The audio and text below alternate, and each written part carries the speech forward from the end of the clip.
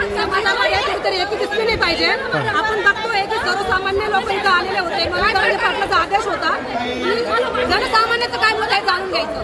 आज जनसामान्याचं मत काय आहे हे जाणून घ्यायचं होतं। आता इथं सगळ्यांचं ठरलं होतं सगळ्याला मत मांडून द्यायचं। काही लोक जाणून कुठं भांडण करायला लागले आणि ते मारामारी केली आहे, तर ते चुकीचं आहे, अशा पद्धतीने चुकीचं आहे।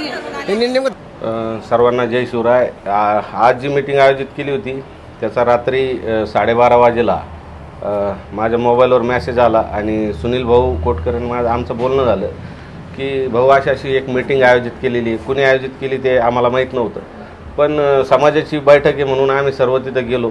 तिथं गेल्यानंतर प्रोटोकॉल काय करायचा आणि कशा पद्धतीने या निवडणुकीला सामोरे जायचं आणि जरांगे पाटलांचा काय आदेश आहे तो आम्ही समजून सांगितला आणि हे सांगितलं की बा प्रस्थापित राजकारणी नको, सामाजिक चळवळीतून आलेला पाहिजे, ह्या भावना आम्ही त्यांना सांगितलं। त्या माणसाचं योगदान असलं पाहिजे चळवळीला, हे सगळं सांगण्यात आलं। पण काही समाज बांधव जे नंतर आले, ज्यांना उशिरा मेसेज मिळाला आणि त्यांच्या भावना तीव्र झालेल्या होत्या आणि त्यांचं असं म्हणणं होतं की बा या मीटिंगचा मेसेज आम्हाला प्रॉपर मिळाला नाही, तुम्ही तुमच्या मीटिंग घेता, असं त्या दुसऱ्या ज्यांनी मीटिंग आयोजित केली होती त्यांच्यामध्ये आणि त्यांच्यामध्ये ते शाब्दिक चकमक झाली। वाद नंतर मग ते एकमेकांचं प्रत्युत्तर देण्यात विकोपाला गेला आणि पण त्याचं ते सामाजिक वाद झालेला आहे। त्याच्यात असं काही म्हणजे त्यामुळं आपला उमेदवार जो आपण सर्वसामान्याचा उमेदवार जरांगे पाटील जो ठरवणार आहे तो द्यायचा नाही किंवा याच्यातून चुकीचा मेसेज गेला असं काही नाही। त्यांचे वैयक्तिक वाद होते आणि ते या रूपाने समोर आलेले। फक्त त्यांनी काय केलं होतं की कुठलाही एक उमेदवार आपण जर दिला तर त्याला असा विरोध होत असतो आणि तिथं तशाच पद्धतीचं झालं।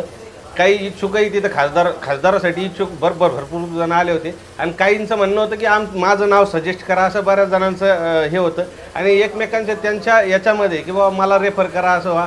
पण मनोज जरांगे पाटलांचं स्पष्ट भूमिका अशी आहे की तुम्ही सर्वांनी तुमच्या मीटिंग घ्या गावात, तालुक्यात, वाड्यावस्त्यांमध्ये। जशी ही मीटिंग आयोजित केली जी संपूर्ण संभाजीनगर जिल्ह्याची नव्हती, तर ही एक वैयक्तिक तिथली होती। प्रत्येक तालुक्यामध्ये आणि गावागावामध्ये मीटिंग चालू आहे आणि सर्वांनी मिळून उमेदवार कोण ठरवायचा हे सर्वसाधारण समाज बांधव ठरवत आहे आणि मनोज जरांगे पाटलांकडे ती लिस्ट घेऊन जात आहे। म्हणजे ही मीटिंग सर्व फायनल करणारी नव्हती, पण या मीटिंगमध्ये असं झालं की हा उमेदवार रेफर करावा असं त्यामुळे हा वाद विकोपाला गेलेला आहे। पण सर्वसामान्य शेतकरी, कष्टकरी, सालदार, हातगाडीवाले, सगळेवाले हे सर्व लोक मनोज जरांगे पाटील जे उमेदवार देतील, आता शेवटी हा चेंडू पुन्हा जरांगे पाटलांच्या कोर्टात गेलेला आहे। आमचं मनोज जरांगे पाटलांना पहिल्यापासून विनंती होती, जसं 24 तारखेला मनोज जरांगे पाटलांनी सांगितलं तुम्ही तुमच्या गावामध्ये जा आणि तुम्ही तुमचा उमेदवार ठरवा।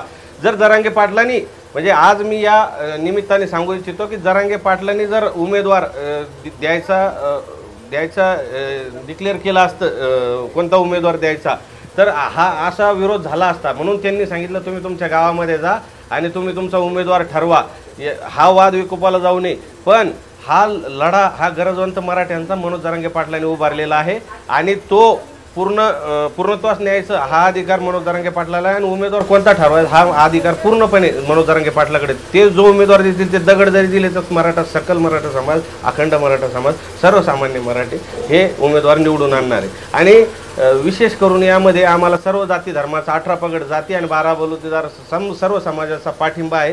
त्यामुळं 48 जे उमेदवार निवडायचे तिथं मराठा समाजाचे असतील आणि इतर जाती धर्माचेही निवडण्याचा अधिकार हा मनोज जरांगे पाटील आणि जे लोक इतर जाती धर्माचे आमच्यासोबत येते ते बसून ठरवणार आहे आणि त्याची फायनल जी करायचं म्हणजे कुणी असं आला आणि आमचा उमेदवार द्या असं कुणी करू शकत नाही। शेवटी मनोज जरांगे पाटील हेच फायनल करणार आहे। प्रत्येकाला असं वाटतं की बा मी सामाजिक चळवळीत काम केलेलं तर मग मी आमदार खासदार असावा, माझं नाव सर्वांनी हे करावं।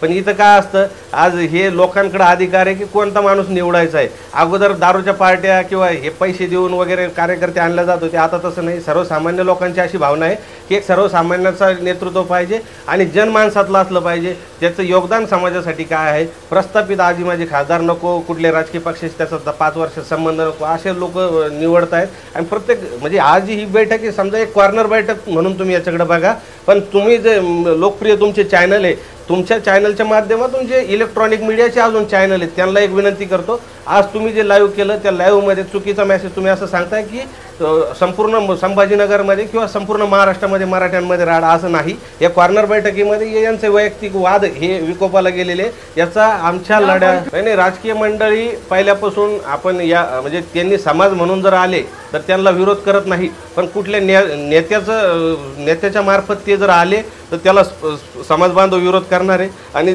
तशा पद्धतीचे जर जे आले होते ना तर त्यांना समाज बांधवांनी विरोध केला.